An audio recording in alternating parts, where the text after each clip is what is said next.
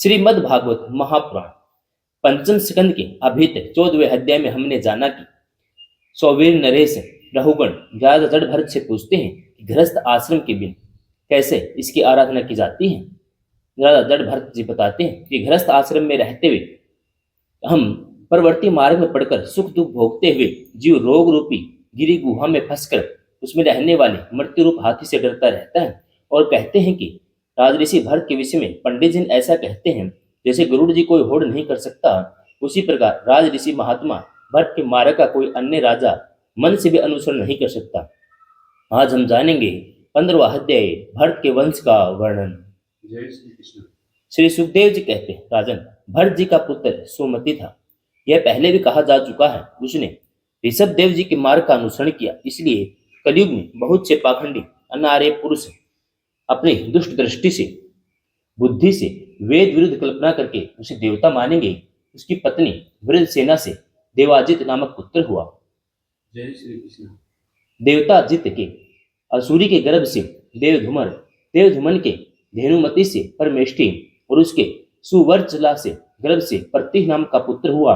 इसने अन्य पुरुषों को आत्मविद्या का उपदेश देकर स्वयं शुद्धचित होकर परम पुरुष श्री नारायण का साक्षात अनुभव किया। जय श्री कृष्ण। प्रत्येक की भार्या सूर्यचलोका के गर्भ से प्रतिहर्ता प्रस्तोता उद्गाता नाम 3 पुत्र हुए। ये यज्ञ आदि कर्मों में बहुत निपुण थे। इनमें प्रतिहर्ता की भार्या स्तुति थी, उसके तेज से अज और भूमा नामक 2 पुत्र हुए। जय श्री कृष्ण। भूमा के ऋषि कुलाय से उद्गित थे, उसके देवकुल्या से प्रस्ताव के नियुत्सा के गर्भ से विभु नाम का पुत्र हुआ। जय श्री कृष्ण।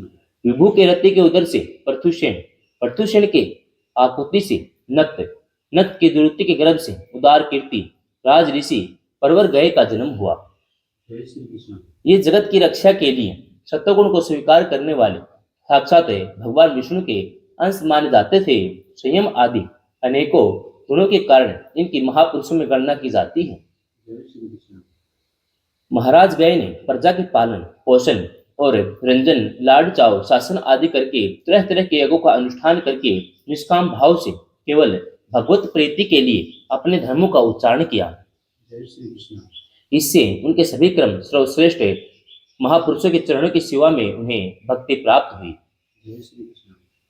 तब निरंतर भगवत चिंतन करके उन्होंने अपना चित्त शुद्ध किया और देह आदि अनात्म वस्तुओं में अहम भाव हटाकर वे अपनी आत्मा को ब्रह्म रूप अनुभव करने लगे। जय श्री कृष्ण। यह सब होने पर भी वे निरअभिमान होकर पृथ्वी का पालन करते रहे। परीक्षित प्राचीन इतिहास को जानने वाले महात्माओं ने राज ऋषि गए के विषय में यह गाथा कही है। अहो, अपने कर्मों से महाराज गए की बराबरी और कौन राजा कर सकता है। जय श्री कृष्ण। वे साक्षात भगवान की कला ही थे। उन्हें छोड़कर कौन इस प्रकार यज्ञों का विधिवत अनुष्ठान करने वाला, मनस्वी भोग धर्म की रक्षा करने वाला, लक्ष्मी का प्रिय पात्र, साधु समाज का शिरोमणि और सत्पुरुषों का सच्चा सेवक हो सकता है। जय श्री कृष्ण। सत्य संकल्प वाली परम साध्वी श्रद्धा मैत्री और दया आदि दक्ष कन्याओं ने गंगा आदि नदियों के सहित बड़ी प्रसन्नता से उनका अभिषेक किया था।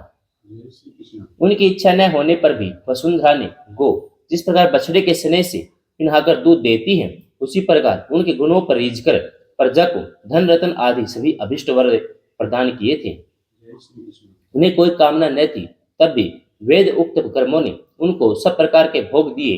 राजाओं ने युद्ध स्थल में उनके बाणों से सत्कृत होकर नाना प्रकार की भेंटें दी। ब्राह्मणों ने दक्षिणा आदि धर्म से संतुष्ट होकर उन्हें परलोक में मिलने वाले अपने धर्म फल का 6वां अंश दिया।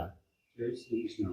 उनके यज्ञ में बहुत अधिक सोमपान करने से इंद्र उन्मत्त हो गए थे, अतः उनके अत्यंत श्रद्धा और विशुद्ध और निश्चल भक्ति भाव से समर्पित किए हुए यज्ञ फल को भगवान यज्ञ पुरुष ने साक्षात प्रकट होकर ग्रहण किया था, जिनके तृप्त होने से ब्रह्मा आदि से लेकर देवता मनुष्य पशु पक्षी वृक्ष तृण पर्यंत सभी जीव तत्काल तृप्त हो जाते हैं। वे विश्व आत्मा श्री हरि नित्य तृप्त होकर भी राज ऋषि गए के यज्ञ में तृप्त हो गए थे। जय श्री कृष्ण। इसलिए उनकी बराबरी कोई दूसरा व्यक्ति कैसे कर सकता है। जय श्री कृष्ण। महाराज गए के गयंती के गर्भ से चित्ररथ सुगति अवरोधन नामक 3 पुत्र हुए। उनमें चित्ररथ की पत्नी पूर्णा से सम्राट का जन्म हुआ। सम्राट के उत्कला से मरीचि, मरीचि के बिंदुमती से बिंदुमान नामक पुत्र हुआ। जय श्री कृष्ण। उसके स्वर्गा से मधु, मधु के सुमना से वीरवर्त, वीरवर्त के भोजा से मंथु और प्रमंथु नामक दो पुत्र हुए।